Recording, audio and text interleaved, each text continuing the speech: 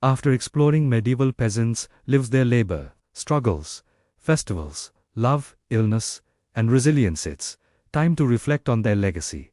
Life was brutal, short, and uncertain. Yet the lessons, knowledge, and stories of peasants have endured, leaving an invisible mark on history. Passing down knowledge was survival. Peasants didn't write books. Literacy was rare.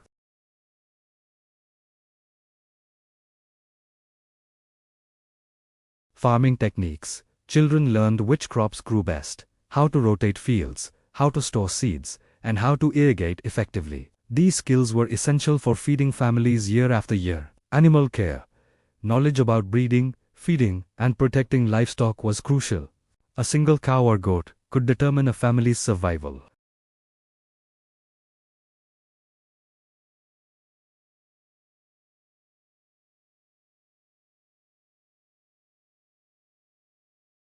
This knowledge wasn't abstract.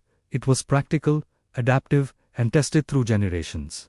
What worked, survived. What failed was forgotten. Stories and oral tradition. Storytelling preserved culture, morals, and history. Tales of heroes, saints, clever animals, or even local scandals entertained and educated. Stories served multiple purposes. Entertainment. Life was harsh, and stories provided relief. Education. Lessons about morality, survival, and social norms were embedded in narratives. History. Local events, disasters, and achievements were remembered and passed down.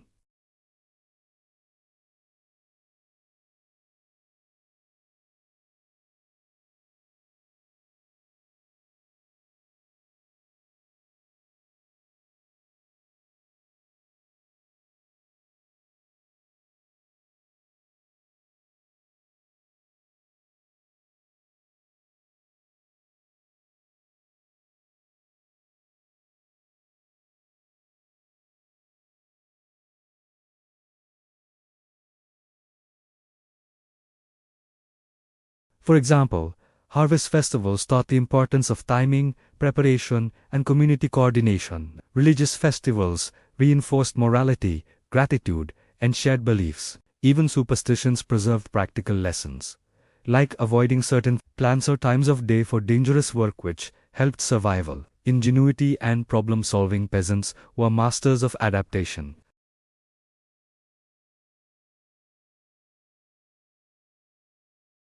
Creative tools for farming and cooking, clever ways to store and preserve food.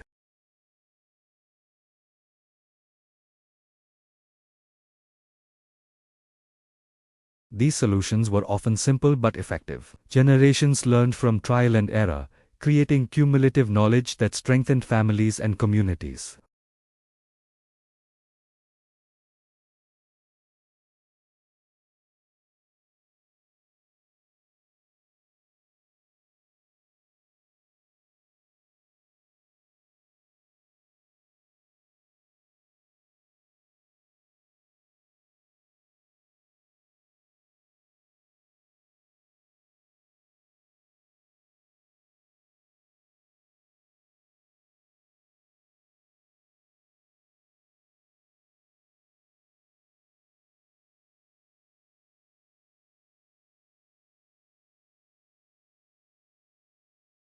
Families nurtured children, communities shared burdens, friendships offered solace, and humor lightened suffering. Peasants remind us that even in extreme adversity, people find ways to thrive emotionally, socially, and culturally. Survival is more than avoiding death, it's about preserving dignity, joy, and humanity. Stories that outlast time. Today, historians, archaeologists, and storytellers reconstruct peasant life from artifacts, buildings, documents, and oral tradition.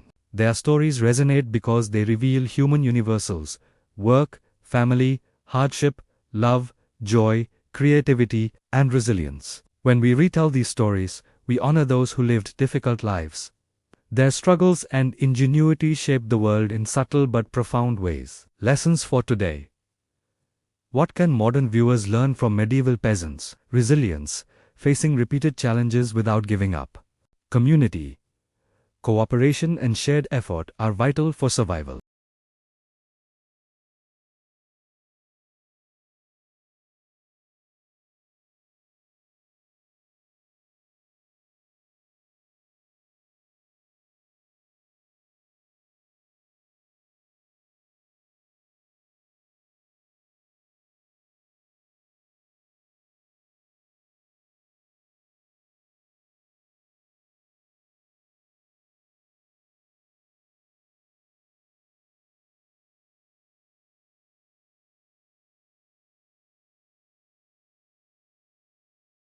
Though they faced extreme challenges, peasants found ways to endure, connect, love, laugh, and leave a legacy. Their lives teach us that human spirit can shine brightest in darkness.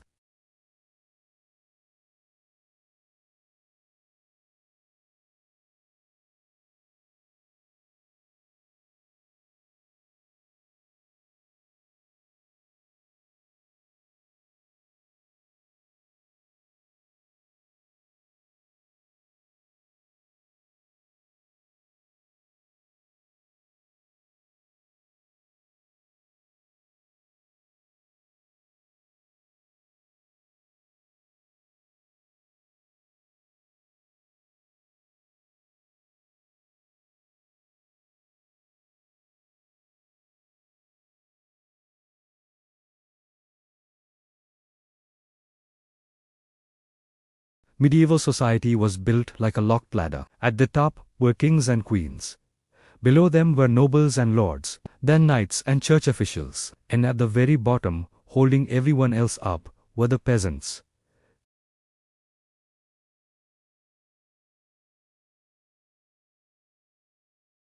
People today like to believe hard work always pays off. In medieval times, hard work mostly paid off with more work. A peasant could work harder than anyone else in the kingdom and still never rise in status. Skill did not matter. Talent did not matter. Intelligence did not matter. Birth mattered. That's it.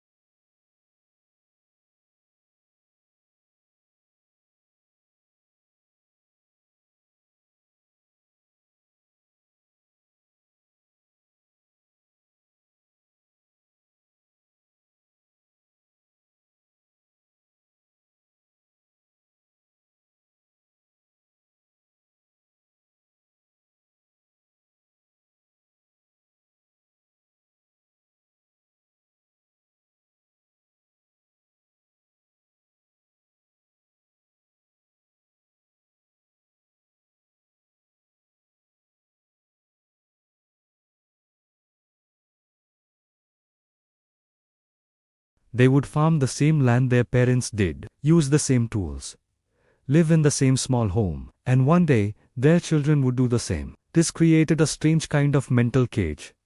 If you never see another life, you stop imagining one. Dreams shrink, hope becomes practical. You don't wish for wealth or adventure. You wish for a good harvest, a mild winter, fewer illnesses this year.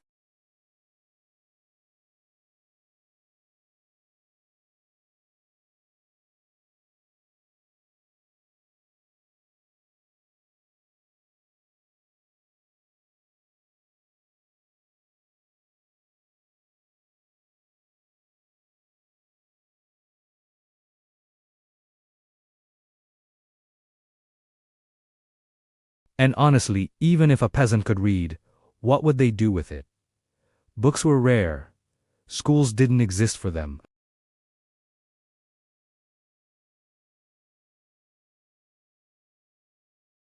As soon as a child could walk steadily, they could help, carrying water, feeding animals, collecting firewood. By the time they were teenagers, they worked full days in the fields. There was no teenage phase, no rebellion stage, no finding your passion. Life moved fast because it had to. Marriage followed the same pattern. Peasants didn't they usually marry for love, they married for survival. A partner meant shared labor, shared resources, and a better chance of getting through hard seasons.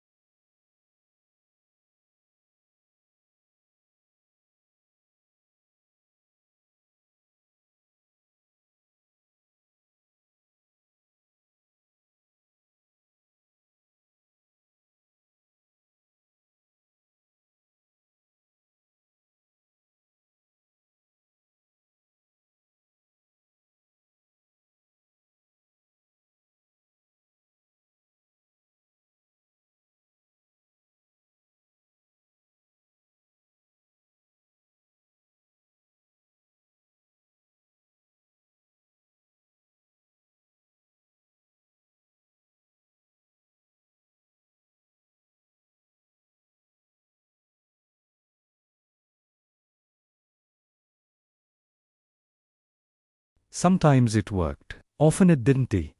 Lords did not like losing workers. They chased them down. Laws existed to return runaway serfs. Even when cities offered freedom, city life came with danger, disease, and competition. Freedom did not mean safety, so most peasants stayed. Not because they were weak, but because the system was strong. From birth to death, the path was narrow. Childhood labor. Old age if you were lucky, and then burial, often in unmarked graves. No records, no names remembered. Yet peasants were not invisible in their own time. Everyone depended on them. Kings needed them fed. Armies needed them fed. Cities needed food.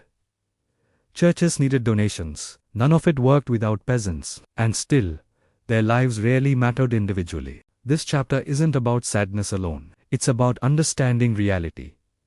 The medieval world wasn't built for fairness. It was built for stability. And stability came from keeping people exactly where they were born. As we continue, we'll look closer at who truly controlled peasant lives. Not just socially, but legally and physically. Because next, we'll see how the land itself became a cage.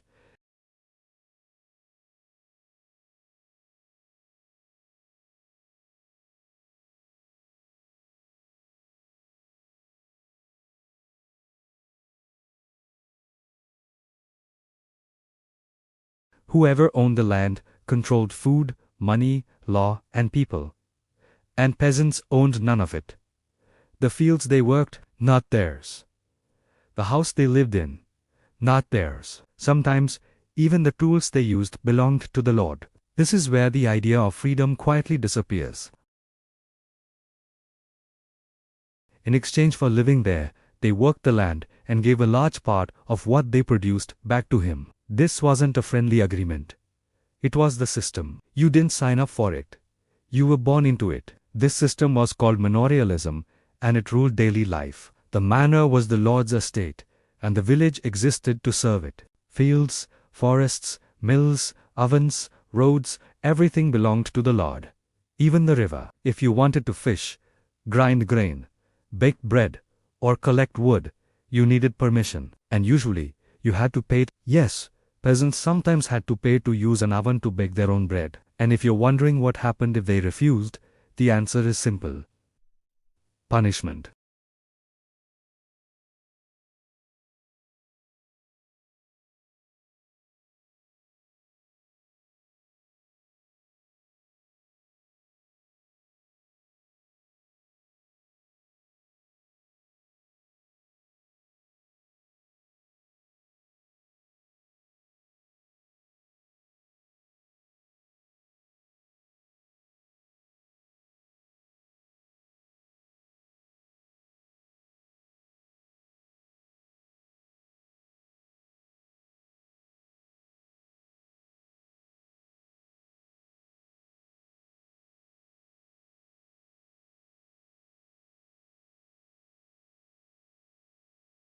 Imagine working all week just to survive, then being told half your time belongs to someone else.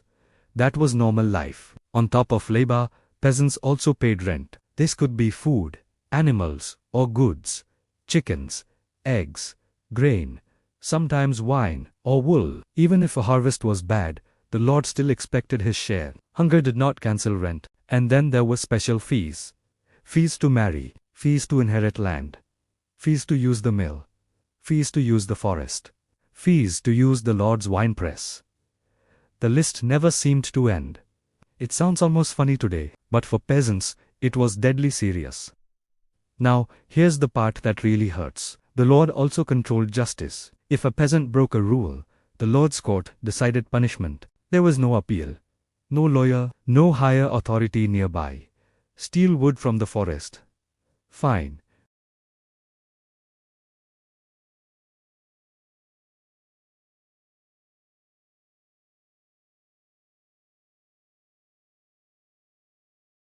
Marriage also fell under the Lord's control.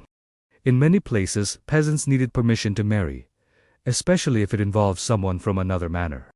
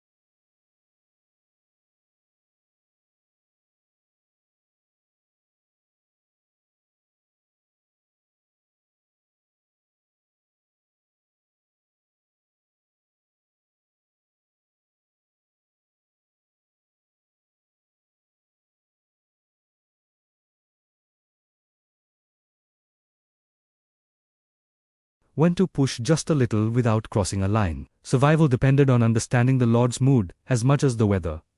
This created a strange relationship, dependence mixed with fear, loyalty mixed with resentment. Some peasants felt pride in serving a powerful lord. Others felt trapped and angry. Most felt tired, very tired. At night, after long days of work, peasants sat in small homes, bodies aching, knowing tomorrow would be the same. The land would still not be theirs. The work would still never end. The Lord would still control their lives. And yet, this system lasted for centuries. Why? Because it worked, not for peasants, but for those in power. It produced food. It maintained order. It crushed rebellion quietly through exhaustion and fear. In the next chapter, we'll zoom in even closer. We'll follow a single peasant through an ordinary day, hour by hour, from sunrise to collapse.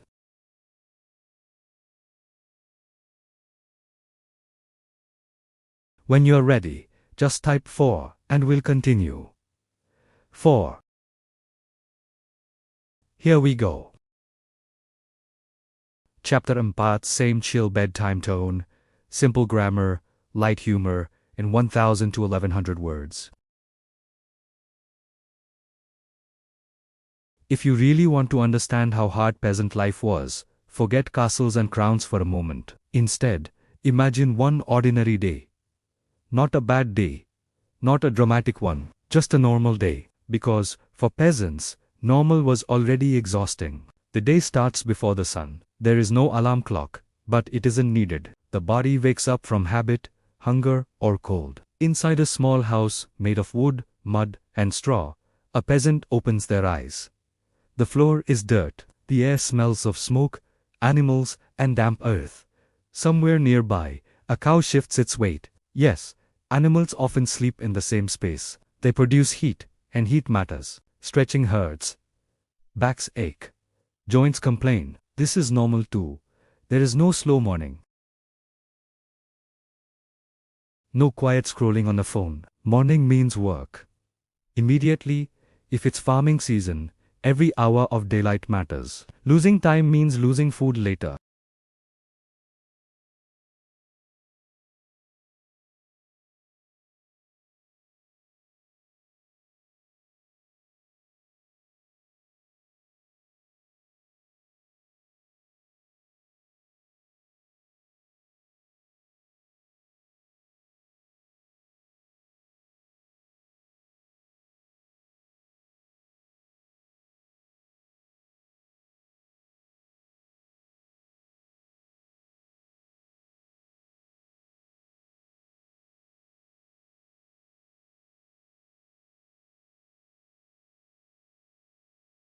Fields are the heart of peasant life. Walking to them takes time.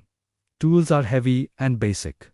Wooden plows, iron blades, if you're lucky. Everything requires, then work begins. Muscle. There are no machines. Just hands, backs, and patience. Talking happens, but not much. Energy is saved. Jokes are short. Complaints are pointless. Everyone knows the work must be done. If it's a Lord's Labor Day, things get worse. On those days, peasants work the Lord's land instead of their own. That means their own crops wait while they serve someone else's fields. These days are not optional. Skipping them brings punishment. By midday, hunger returns. Lunch is often bread again. Maybe onions. Maybe beans. Water or weak ale to drink. Ale is safer than water sometimes. Water can kill you. That's not a joke. Rest is short. Very short. Sitting too long means stiffness. Standing too long means pain. There's no winning. Then back to work. Afternoons stretch on. Muscles burn. Blisters open. Sweat mixes with dirt. Injuries happen. A cut. A twisted ankle. A tool slips. Most injuries are ignored unless they stop movement completely. Even then, stopping work feels dangerous. Because if you don't work, you don't eat. As the sun lowers, work slowly ends. Slowly, because nothing ever really ends. Tools are gathered. Animals are checked. Small repairs are made. Firewood is collected if possible. Every task is practical. Nothing is done for fun. The walk home is quiet. Bodies are heavy. Minds are tired. The village looks the same every day. That sameness can be comforting, but also crushing. Evening brings another simple meal, soup or stew if ingredients exist. Mostly vegetables, maybe a little grain. Meat appears only on special days or after slaughter seasons. Hunger is rarely fully satisfied. It's more like quieted. Families sit together. Children eat fast. Adults eat slowly. Everyone is tired. Stories are shared sometimes. News travels by mouth. Rumors, warnings. Who's sick? Who died? Who angered the Lord? Darkness arrives quickly. There are no lights except fire. Candles are expensive. Oil is limited. Night means rest, whether you want it or not. But rest is not always peaceful. Homes are small. Privacy does not exist. Families share space. Sometimes neighbors too. Animals snore. Mice move. Smoke lingers. Cold seeps in. Warmth is uneven. Sleep comes fast because exhaustion demands it. Dreams are short. Sometimes anxious. Sometimes empty. Then morning comes again, and the next day looks almost exactly the same. There are no weekends. Church days might offer a small break. But even then, chores remain. Festivals exist, but they are rare. And even festivals don't erase hunger or pain. They just distract from it briefly. This routine repeats year after year. Season after season, there is comfort in knowing what comes next, but also a quiet despair. Life feels like an endless loop. Peasants measure time differently, not by years, but by harvests. Not by achievements, but by survival. We made it through. Winter was a success. What's most shocking to modern minds is how normal this felt to them. They didn't know another way. They didn't expect more. Complaining too much felt useless. Acceptance was a survival skill, and yet, within this hard routine, people still laughed, still loved, still cared for children, still hoped, quietly, for better weather, better health, fewer losses. That humanity is important to remember, because peasants weren't miserable every second, but misery was always nearby, waiting, like hunger, like cold, like exhaustion. If medieval peasants had an unwanted best friend, it was hunger. Not the dramatic, movie-style hunger where someone skips lunch and complains. This was quiet hunger, daily hunger, the kind that never fully leaves, even after you eat. Food controlled peasant life more than kings, wars, or laws. Everything depended on it. Work, health, mood, survival. And most of the time, there simply wasn't enough. Let's start with the diet. A peasant's meals were basic to the point of boredom. Bread was the main food. Dark bread, heavy bread, bread made from barley, rye, or oats. Wheat was for the rich. Peasant bread was dense and rough. It filled the stomach, but barely. Bread was eaten morning, noon, and night. If bread ran out, panic began.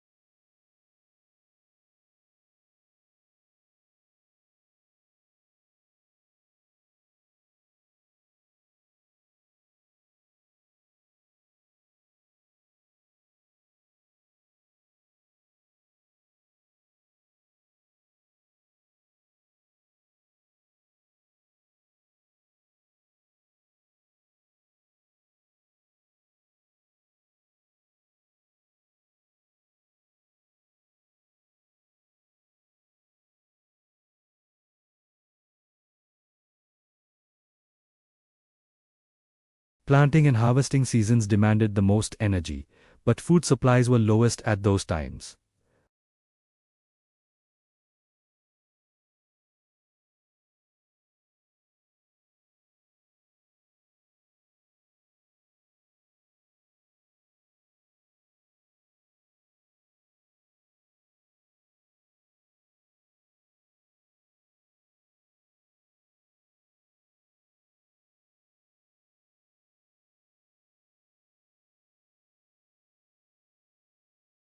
There were no rules forcing kindness.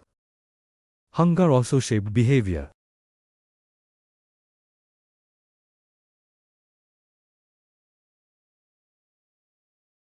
Stealing grain, killing animals illegally, gathering wood without permission, and when caught, punishment was harsh. Hunger didn't excuse crime. It often made it worse.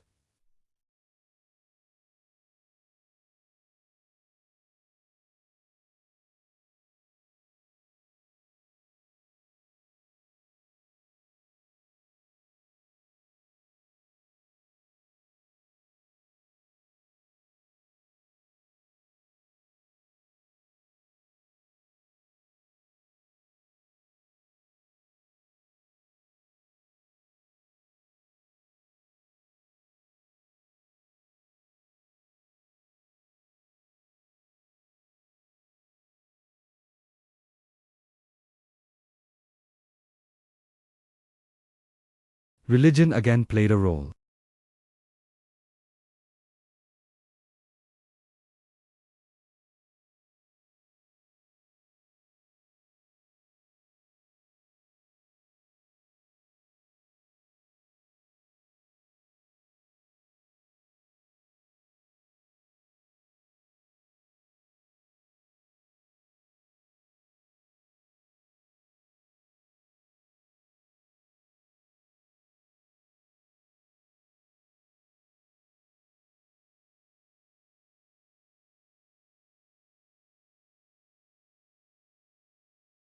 Successful seasons, times when food was plenty.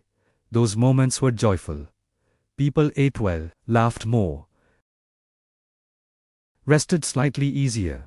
But those moments never erased the memory of hunger. Fear stayed, waiting for the next bad year. To modern minds, this level of food insecurity feels unbearable. And it was. But for peasants, it was normal. They grew up with it, lived inside it, passed that knowledge on. They learned to listen to weather like prophecy, to count grain carefully, to respect every crumb.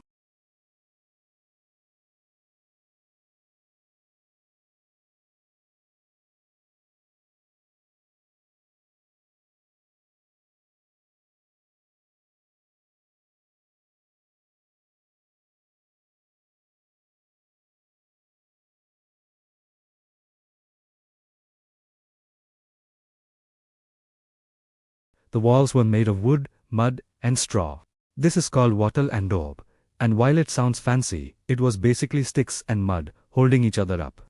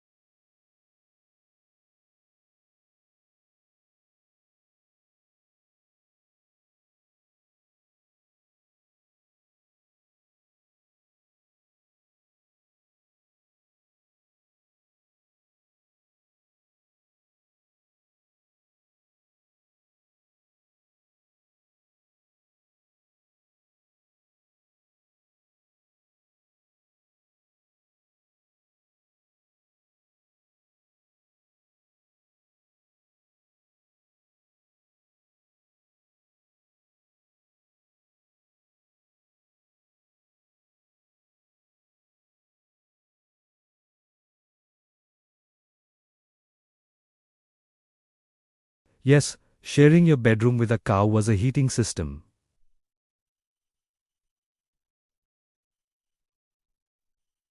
Fire was the heart of the home. A central hearth provided heat, light, and cooking. There was usually no chimney. Smoke filled the room and slowly escaped through holes in the roof. Eyes burned. Lungs suffered. Coughing was common, but fire was also dangerous. Houses burned easily. Entire villages could go up in flames from one accident. When that happened, peasants lost everything. There was no insurance, no help, just loss. Water was another issue. Clean water was rare. Wells were shared. Rivers were used for everything. Drinking, washing, dumping waste. This caused disease, but peasants had little choice. Bathing was not common, not because people loved being dirty, but because water was cold, scarce, and difficult to heat. When bathing did happen, it was quick and shared. Soap was basic, if used at all. Smell was constant. Smoke, animals, human bodies, food, waste. It was part of life. People got used to it. Waste disposal was simple. Too simple. Chamber pots or pits.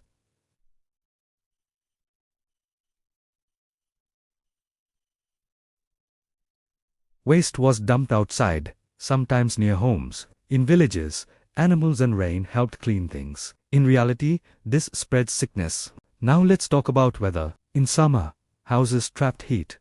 In winter, they trapped cold. There was no insulation, no glass windows. Openings were covered with cloth or wooden shutters. Wind came in anyway.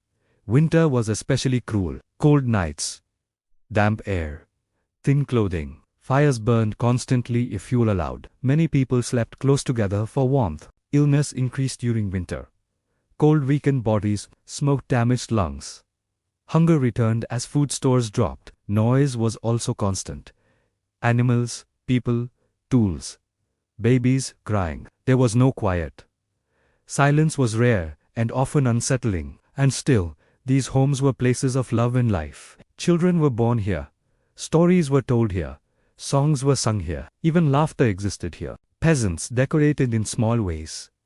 Carved tools, simple charms, religious symbols. Anything to make the space feel like home. But comfort was limited. Very limited. Sleep was not deep. Hard surfaces, cold air, shared space, night noises. Sleep came from exhaustion, not comfort. Disease loved these conditions. Fleas, lice, rats, all common.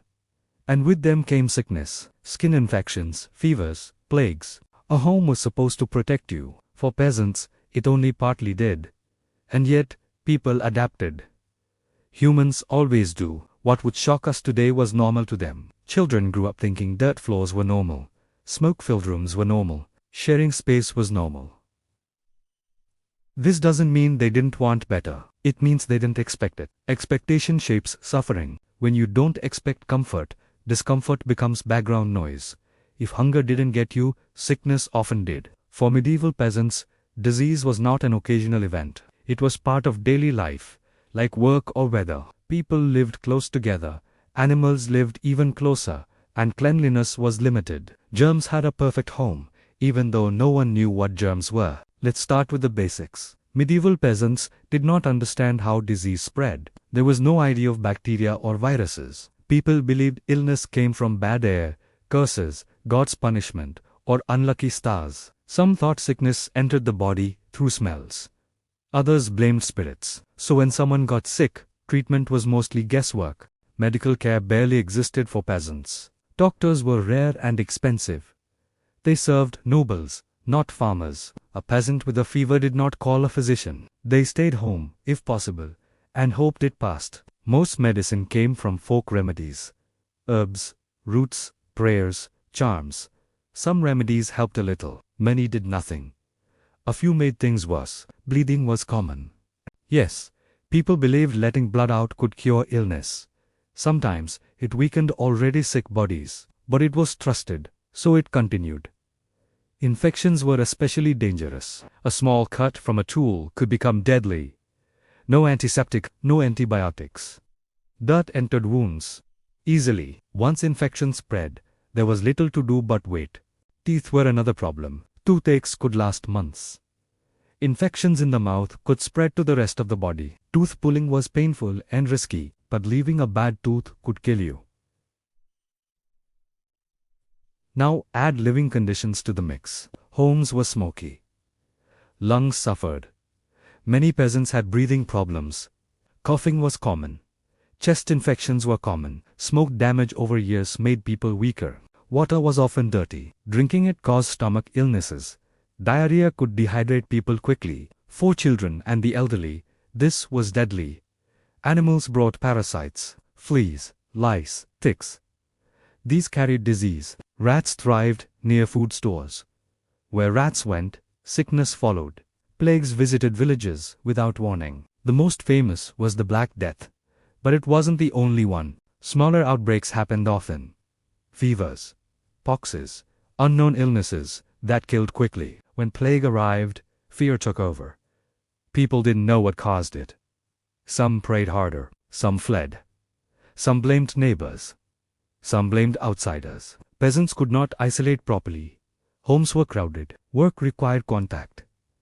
Disease spread fast. Death followed. Grief became routine. Villages lost children, parents, grandparents. Graves filled. Sometimes there weren't enough people to bury the dead properly. And then life continued. That's one of the most unsettling parts. Death was common enough that people learned to live alongside it. Mourning happened, but survival demanded movement. Crops still needed tending. Animals still needed care. There was no pause button. Childbirth was especially dangerous. Women faced high risk every time they gave birth. No sterile tools. No trained midwives in many areas. Complications often meant death for mother, baby, or both. Families expected loss. That expectation shaped emotions. Love was strong, but guarded. Attachment was real, but grief was frequent. Children died often. Many didn't reach adulthood. Parents loved them deeply, despite what some myths claim. But they also knew not to assume survival. Illness also meant lost labor. A sick peasant couldn't work. That meant less food, less rent paid, less security. Sickness pushed families closer to hunger. There was no healthcare safety net. No charity hospitals for peasants. Churches helped sometimes, but resources were limited. Faith played a huge role here.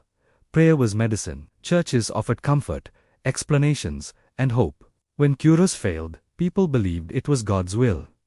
That belief helped some cope. It also stopped people from questioning the system. Medical knowledge slowly improved over centuries, but peasants benefited last. New ideas reached cities and nobles first. Rural villages lagged far behind, so disease remained a constant threat. Invisible, unpredictable, deadly.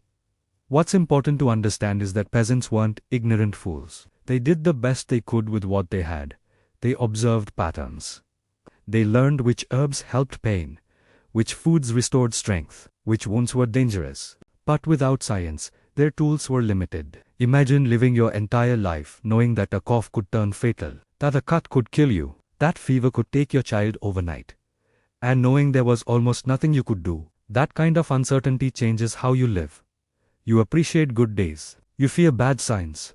You pray often. You accept loss quietly. This is why medieval peasants often appear calm in records. It's not because life was easy. It's because panic couldn't be permanent. If fear ruled every day, survival would be impossible.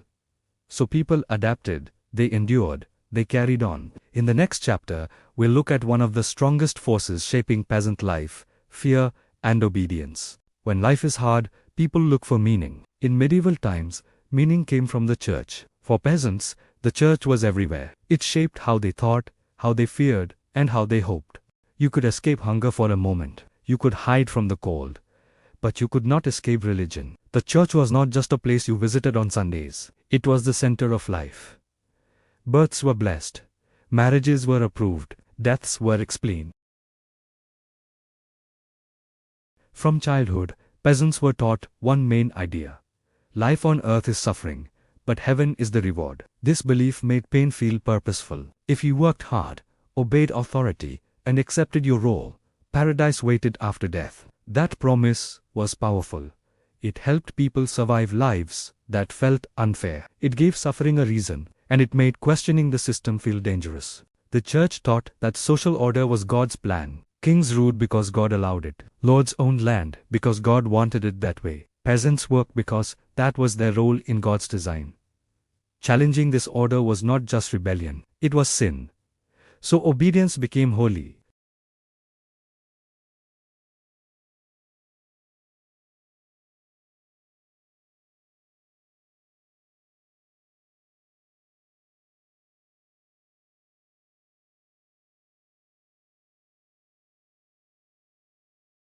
Painful.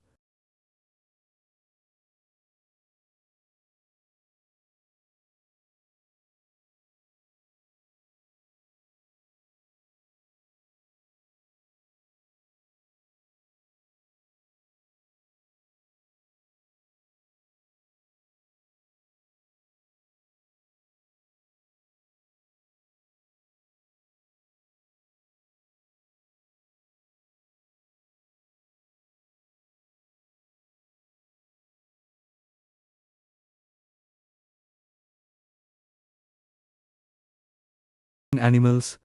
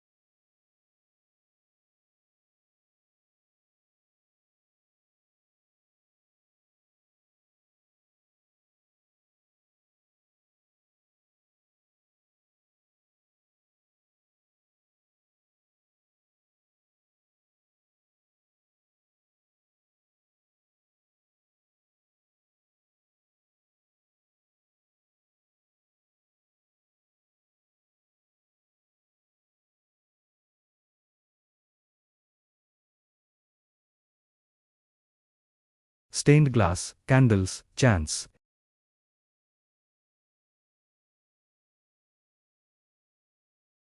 Priests sometimes helped the poor. They offered charity when possible. Some priests genuinely cared about their communities. But the system itself favored control. Religion explained why life was hard, but not how to change it. It focused attention on the afterlife, not on improving conditions now. That kept peasants patient. Faith became survival. When crops failed, peasants prayed. When disease struck, they prayed. When children died, they prayed. Prayer did not always fix problems, but it gave emotional strength. That strength mattered. Still, the church held enormous power over the mind. It shaped guilt, it shaped fear, it shaped hope. Peasants learned to see themselves as sinners first. People, second. Any suffering could be deserved. Any hardship could be a test. And questioning authority meant questioning God. That made rebellion rare. Even peasant revolts often began with religious language. People claimed God supported them. They needed divine permission to resist. The church also controlled time. Religious calendars decided holidays, fasts, and feast days. These rhythms shaped the year. Fasting days meant eating less, which was easy, because peasants already ate little.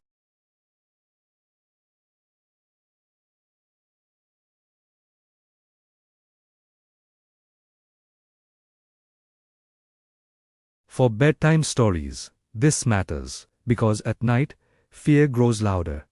Darkness brings thoughts of death. Heaven and hell felt close.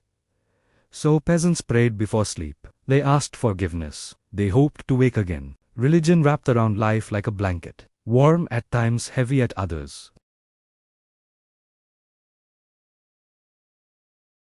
No matter how hard peasants worked, no matter how good the harvest was, someone always showed up with their hand out.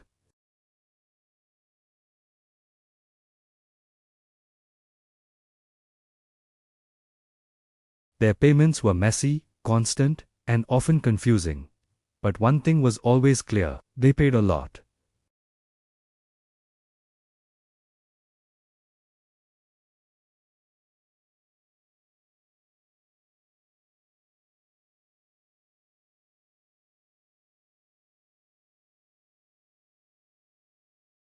Even in bad years, rent was expected. The lord's lifestyle didn't shrink just because crops failed. If peasants struggled, that was their problem.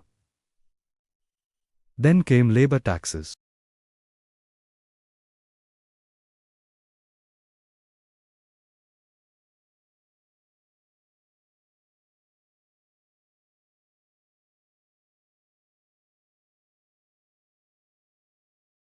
The tithe took about 10% of what peasants produced.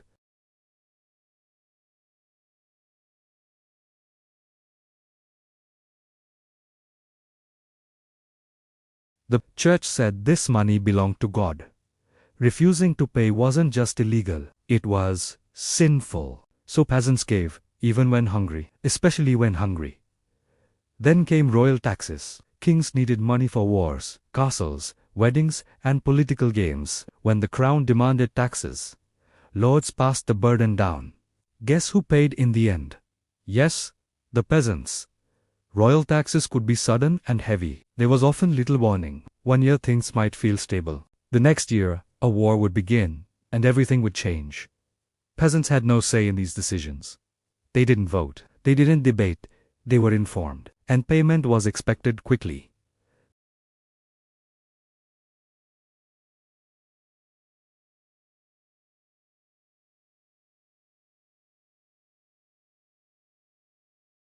Fees to bake bread in the Lord's oven. Fees to use bridges. Fees to sell goods at markets. Even death came with a cost. When a peasant died, the Lord might take the best animal or tool as a death tax.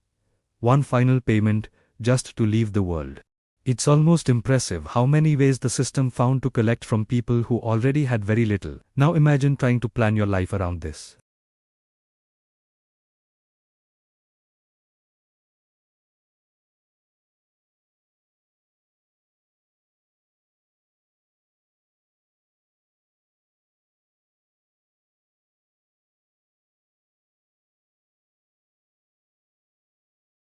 This constant pressure kept peasants trapped. Even if someone managed a good harvest, taxes swallowed most of it. Improvement didn't lead to freedom, it led to higher expectations. And because peasants were mostly illiterate, they often didn't fully understand what they owed or why. Lords and officials controlled records. That made cheating easy. Corruption was common. Officials demanded extra payments. Lords raised rents quietly. Peasants rarely complained. Complaining was risky. Punishment for unpaid taxes could be severe. Fines, confiscation of goods, physical punishment, loss of land use, in extreme cases, imprisonment.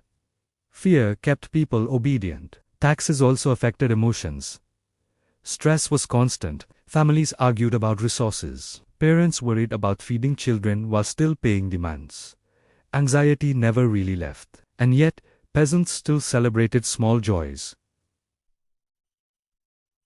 Festivals, weddings, religious holidays. These moments were expensive but necessary for morale. Sometimes peasants borrowed food or goods to survive. Debt followed. That meant more control by lords or merchants. This is where the idea of medieval simplicity really falls apart. There was nothing simple about juggling survival, hunger, work, and endless payments. It was exhausting, mentally and physically. And here's the quiet truth. Taxes didn't just take food, they took hope. When every improvement is taken away, motivation shrinks. Dreams feel pointless. That's exactly how the system stayed stable. If peasants had more, they might question more, so they stayed with just enough to survive. The system didn't need chains, it used obligations instead. Peasants became experts at survival math. How much grain to keep? How much to hide? How much to give away without starving? Yes, hiding food happened. Small acts of resistance. Secret stores, quiet cheating. It was risky, but sometimes necessary. These acts weren't rebellion, they were survival. In the medieval world, rules were everything, and breaking them could be deadly. For peasants, life wasn't just hard, it was tightly controlled. Work, taxes, land, and even speech came with expectations. Fail one, and punishment could be brutal. Lords held the power to enforce laws in their villages. Courts existed, but mostly to serve the landowners. Peasants had little chance to defend themselves. Punishments were often public, meant to scare others. Let's start with minor crimes. Forgetting a labor day, stealing grain from the Lord, breaking a tool. These could mean fines, extra work, or public shaming. Fines were usually paid in food, animals, or labor. The message was clear. Don't mess up. Then came more serious offenses: assault, theft, arguing with the Lord or official. These were punished harshly. Beatings were common. People could be tied, whipped, or locked in small, dark spaces. Sometimes tools were taken. Sometimes crops. Sometimes freedom. And yes, punishments were often public. Peasants could be made examples. Stocks, pillories, and public floggings were terrifying reminders that law was enforced. Everyone watched. Everyone learned. Crimes against the Lord or the church were even worse. Stealing from the church, breaking sacred rules, or rebellion could mean mutilation or death. Execution methods were cruel: hanging, beheading, or worse. And these weren't rare, they happened enough to keep fear constant. Even small acts of resistance could be punished: running away, hiding food, disobedience. Sometimes punishment was creative, designed to humiliate.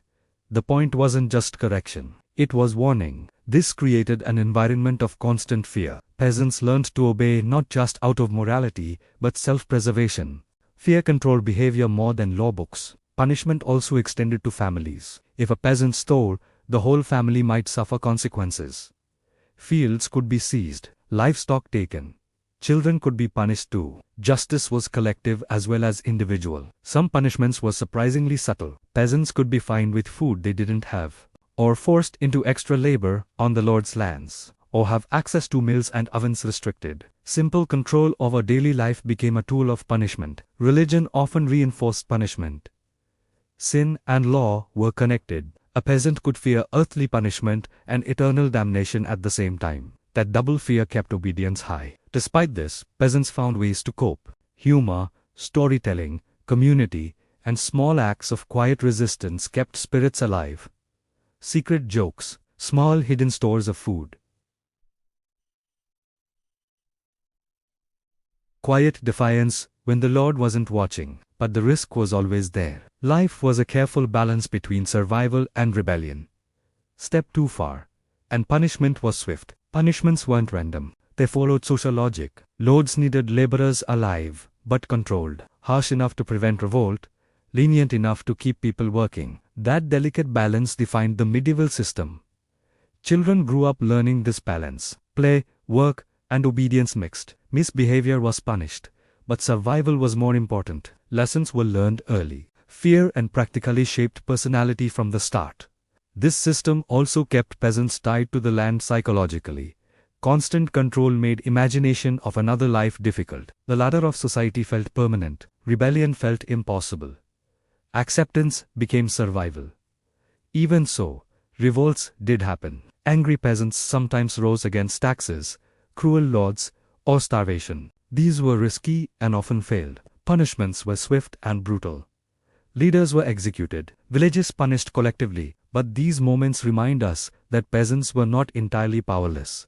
They resisted when desperation became unbearable. Fear, hunger, and endless work kept most in place. But courage, community, and small joys made life bearable. Humor, storytelling, festivals, and religion offered relief.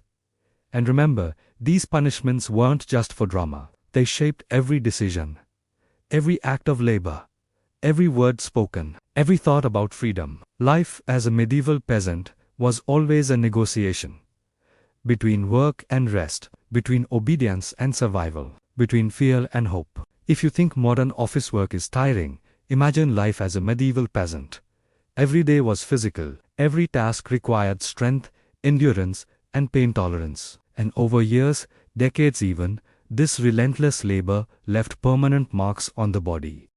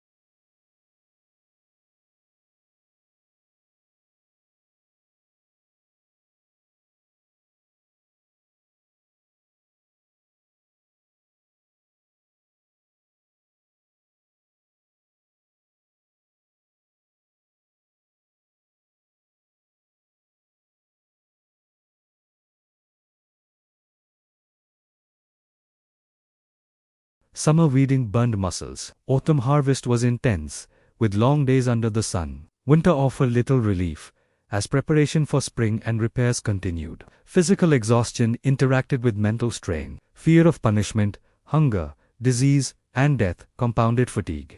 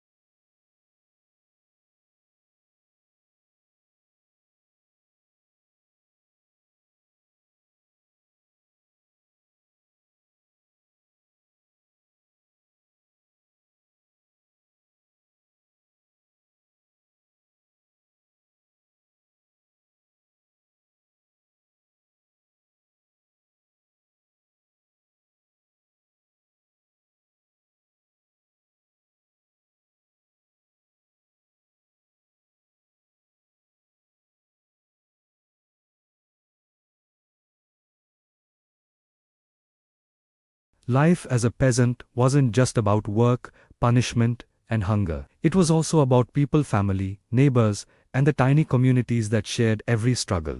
Without them, survival would have been nearly impossible. Let's start with the family. Families were large.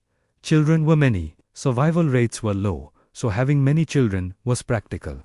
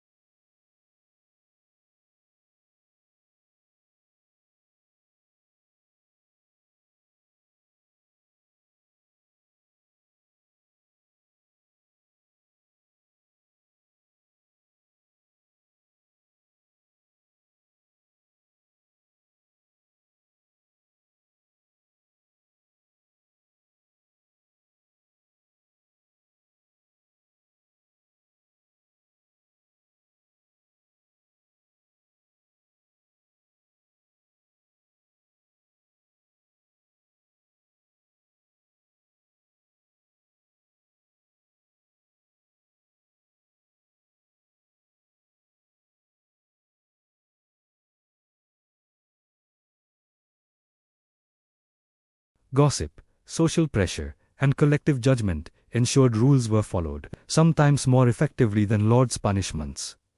Reputation mattered. Being seen as lazy or dishonest could be dangerous. Festivals, religious events, and market days were rare breaks from labor.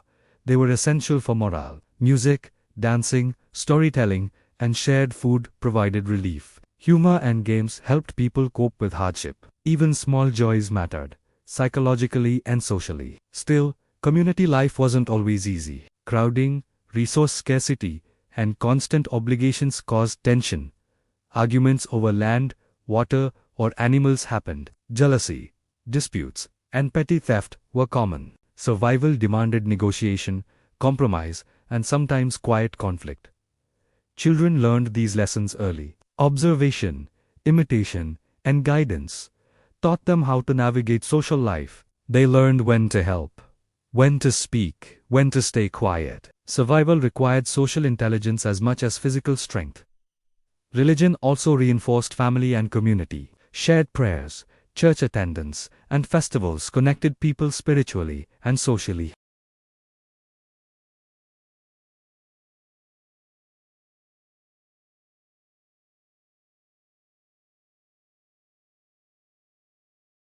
a joke in the field, a story by the fire, a shared harvest meal.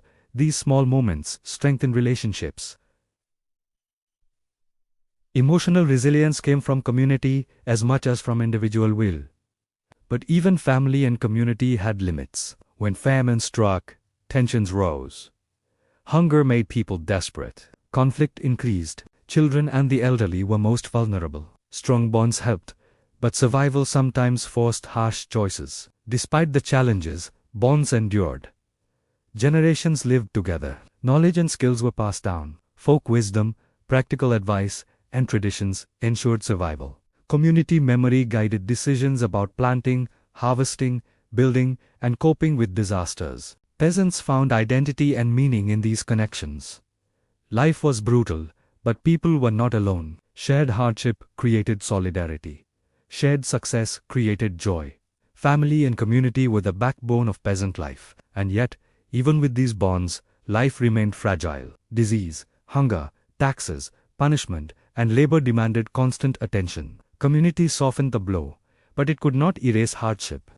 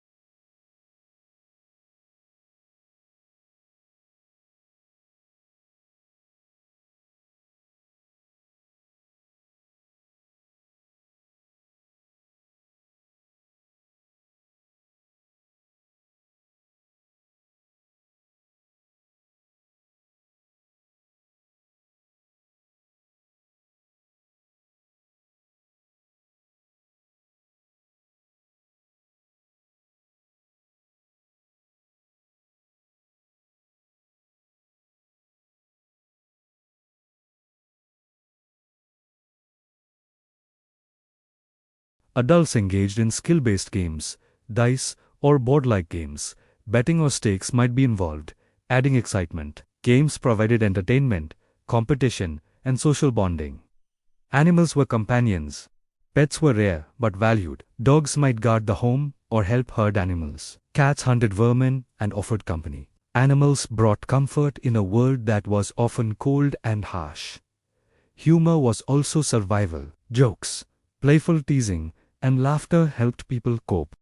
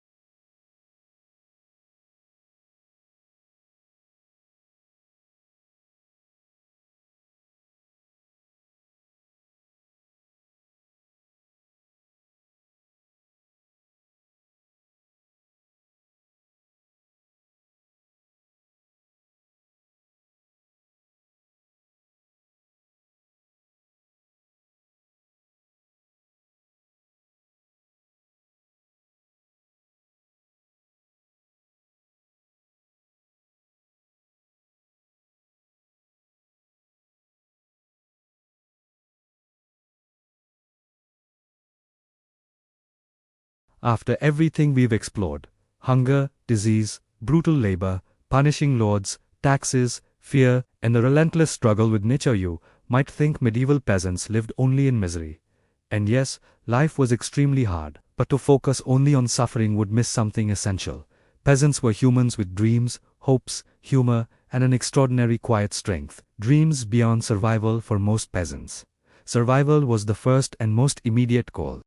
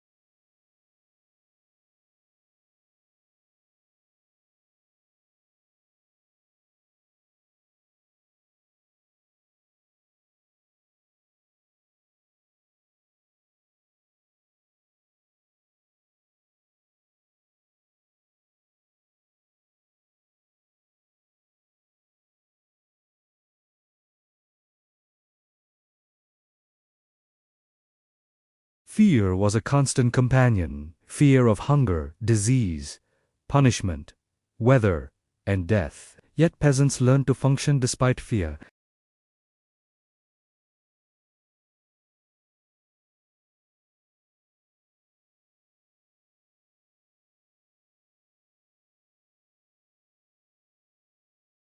Life would always be harsh. Complaining or resisting too much could be fatal. Acceptance didn't mean giving up, it meant making the best decisions possible within constraints. At the same time, peasants found ways to resist quietly: hidden food stores, clever negotiating with lords, bending rules without outright defiance. These small acts of resistance preserved dignity, autonomy, and hope, even under the strictest control. Legacy and lessons. Peasant strength wasn't just personal, it was generational. Parents taught children essential skills: farming, cooking, tool use, animal care, and social navigation. These skills ensured that children could survive and possibly improve upon their parents' circumstances. Values were passed down too: resilience, resourcefulness, humor, cooperation, and faith became embedded in family and community culture. These intangible lessons were as vital as food or shelter. Despite unimaginable hardship, peasants left a lasting mark.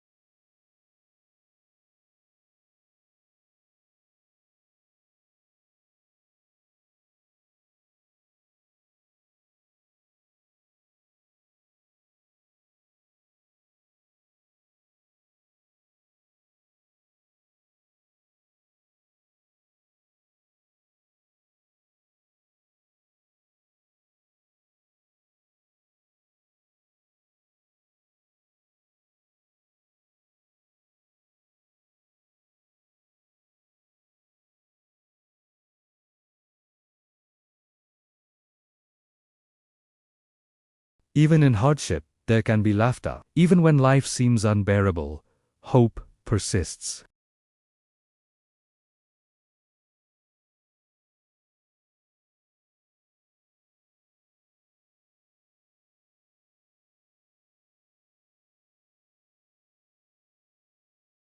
Life for medieval peasants was brutally hard. Taxes, disease, labor, hunger, harsh laws, unpredictable weather, everything stacked against them.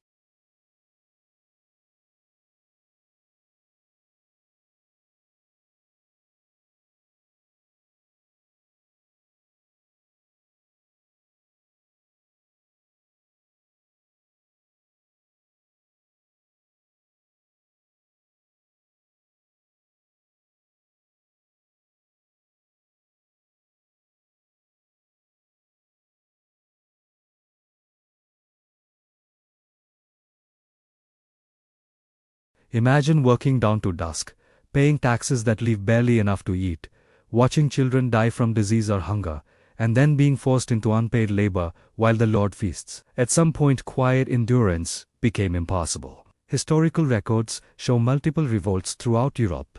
The Peasants' Revolt in England 1381, being one of the most famous. Farmers, laborers, and villagers banded together to protest injustices, often demanding fairer taxation, relief from feudal obligations, and justice against corrupt officials. Planning and organization. Rebellion required planning. Peasants weren't generals. They lacked weapons, strategy, and training, but they used what they had. Knowledge of local terrain, secret paths, and community networks gave them an advantage. Villagers shared information quietly. Messages passed by word of mouth. Signals were sent to coordinate attacks or protect resources. Some revolts were spontaneous anger, boiling over. Others were carefully coordinated, taking months of secret planning. Leaders often emerged naturally: respected farmers, village elders, or even charismatic youths. Risks of resistance. Rebellion was extremely dangerous. Lords had soldiers, weapons, and legal authority. Rebellious peasants faced brutal consequences: execution, torture, confiscation of land and livestock, imprisonment, and public humiliation. Punishments were often collective. Villages were fined, homes destroyed, or resources seized. Fear of these consequences limited revolts. Most peasants endured quietly rather than risk death. But when desperation became overwhelming, courage outweighed fear. Methods of resistance. Resistance wasn't always violent. Peasants used clever, non-violent strategies to work slowdowns, doing the minimum required, slowing productivity to protest unfair labor demands, hiding goods, stashing food, grain, or livestock to avoid taxes or exploitation, refusal to pay taxes, small-scale defiance, risking fines or punishment, but asserting autonomy.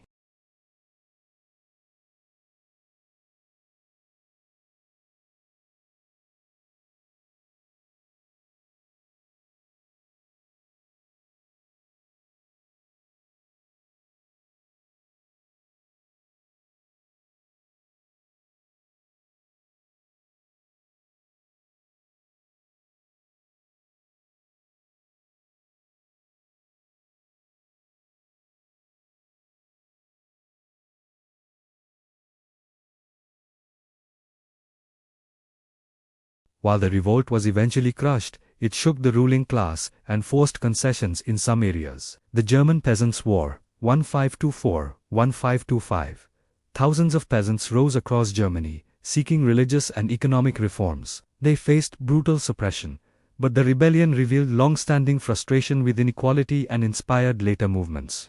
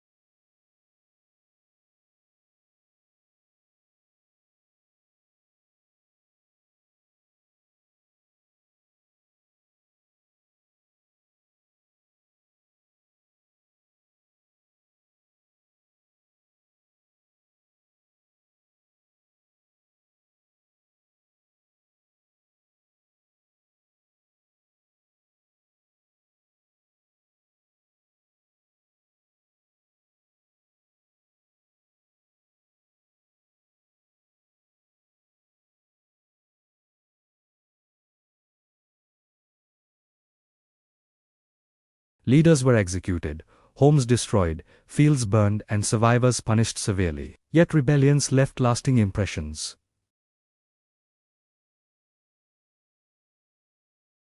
Temporary relief. Some demands were met, even briefly, showing that resistance could have results. Pressure on rulers. Peasant unrest reminded lords and kings that extreme oppression could be dangerous, sometimes leading to reforms in labor laws or taxation. Even failed revolts shaped society. They showed that peasants were not powerless, that they could organize, resist, and demand fairness. Daily acts of quiet resistance. Not all resistance involved revolts. Daily life contained small rebellions that often went unnoticed. Smuggling food past officials, hiding extra grain or animals.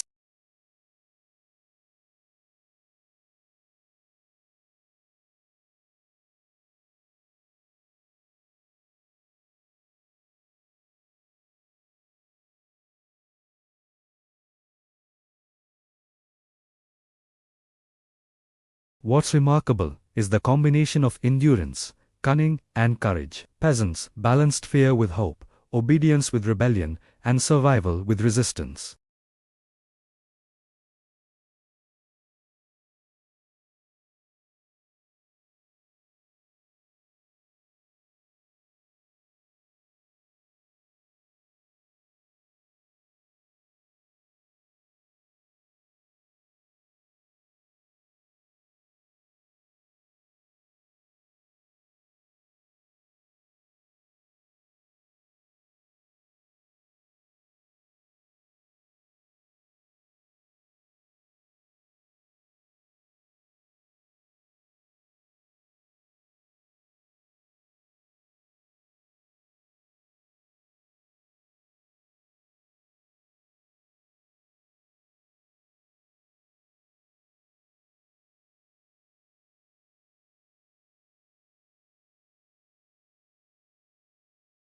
Life for medieval peasants was dominated by work, fear, disease, and strict rules.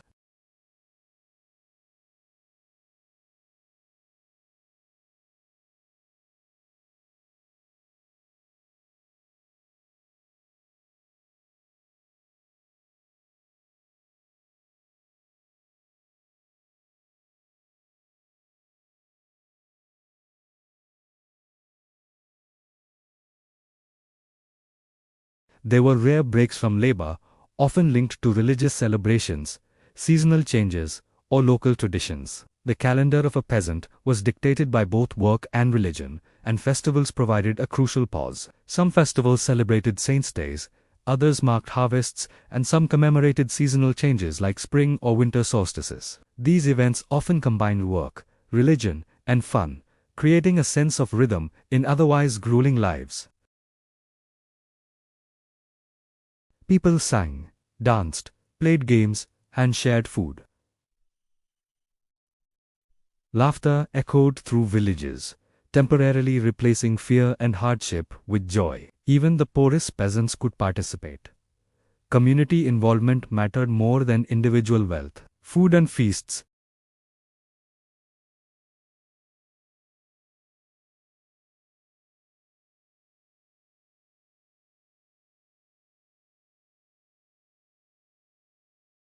Every bite was a small miracle, a brief relief from daily hunger. Sharing food created bonds. Villagers exchanged dishes, helped cook, and celebrated together. Festivals were a time when generosity and cooperation thrived, reminding everyone that survival wasn't just individual, it was collective.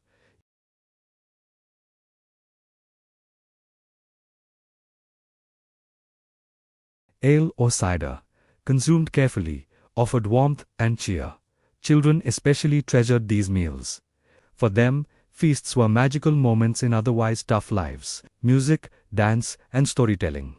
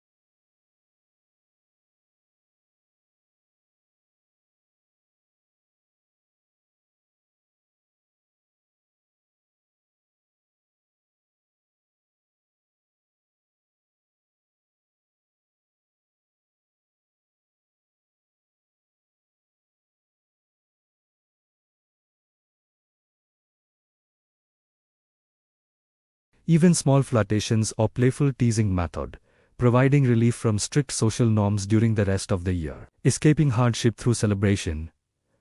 Why were festivals so critical psychologically? Life was relentless. Fear, hunger, disease, and labor were constant. Festivals offered mental breathing space. They reminded people that life had moments of joy, even if fleeting. For children, festivals were magical. They learned cultural traditions, social skills.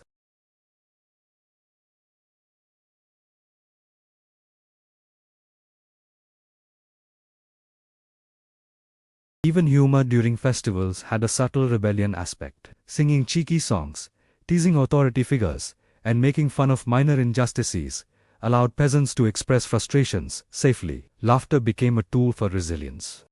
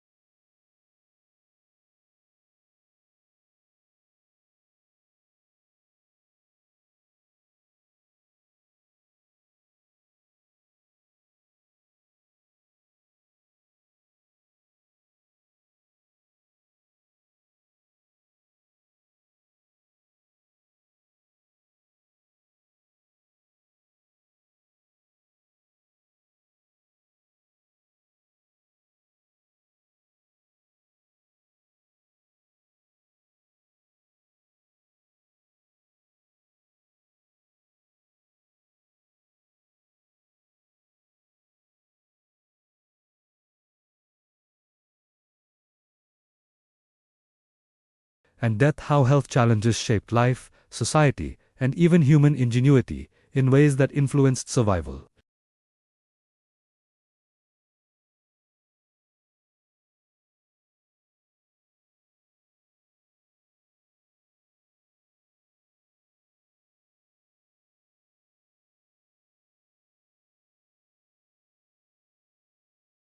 Common illnesses. Peasants faced countless health challenges. Malnutrition weakened bodies, making them more vulnerable to disease.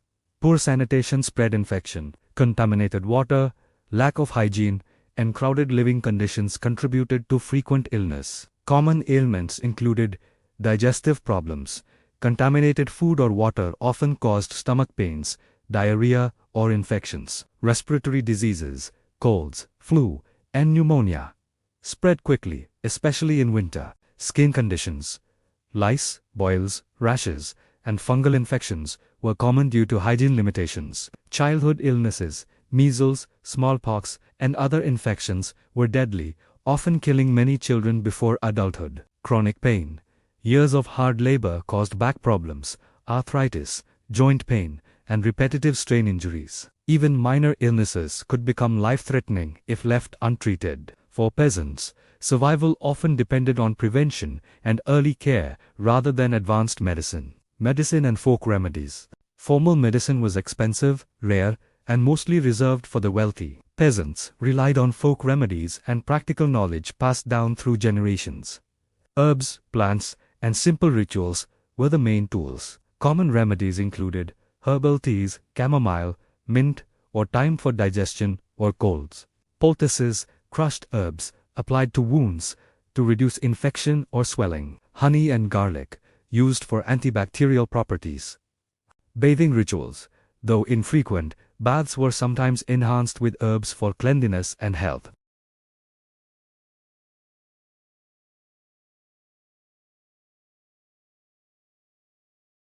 Knowledge was local and practical. Every village had its wise woman or healer who shared remedies, advised families, and helped during emergencies. Their knowledge was invaluable and often saved lives. Childbirth was one of the most dangerous times for peasant women. Complications were common, and many women and infants did not survive. Midwives were essential. They provided guidance, helped with delivery, and used herbal remedies to ease pain or prevent infection. Families also relied on community support. Neighbors assisted with childbirth, cared for other children, and offered emotional help. Despite dangers, women persevered. Their resilience was a cornerstone of peasant life, ensuring the survival of both families and communities.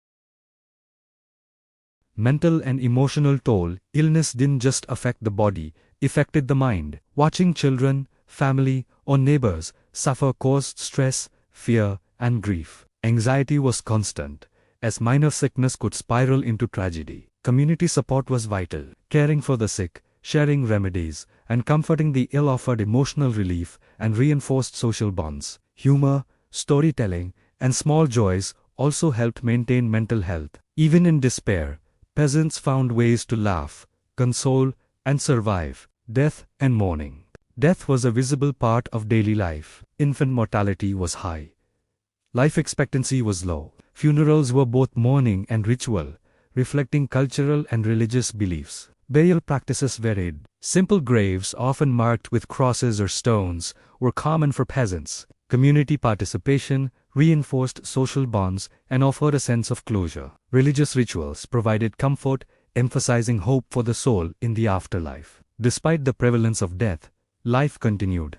Children grew up observing funerals, understanding mortality, and learning resilience. Emotional endurance was as essential as physical survival. Ingenuity and survival strategies faced with constant health risks. Peasants developed clever strategies, preserving food through drying, salting, or smoking to prevent disease, rotating crops and cleaning wells to reduce contamination, using natural remedies consistently and carefully observing their effects, sharing knowledge and resources within the community to protect as many people as possible. Even without modern medicine, these practices allowed peasants to survive, reproduce, and maintain communities over generations. Lessons from peasant health practices. The health strategies of medieval peasants show remarkable resilience and ingenuity. Survival required constant observation, adaptation, and learning from experience. Every illness treated, every child saved, and every herbal remedy applied reflected deep practical knowledge. Moreover, emotional resilience, humor, and community support were essential tools alongside physical remedies. Human connection was medicine in itself. Bedtime reflection as we end this chapter. Remember that peasants were not passive victims of disease, they were active survivors. They cared for one another, observed nature, experimented with remedies, and preserved life and knowledge against staggering odds. Illness shaped life, society, and culture, but it also highlighted human creativity, compassion, and determination. In the harshest conditions, humans adapt, survive, and care for one another. Peasants teach us that survival is about more than food and work, it's about knowledge, relationships, and the relentless will to live. In the next chapter, we'll explore the passing of knowledge, traditions, and culture from generation to generation. How peasants ensured that their struggles, wisdom, and stories would survive long after them. After exploring medieval peasants' lives, their labor, struggles, festivals, love, illness, and resilience, it's time to reflect on their legacy. Life was brutal, short, and uncertain. Yet the lessons, knowledge, and stories of peasants have endured, leaving an invisible mark on history.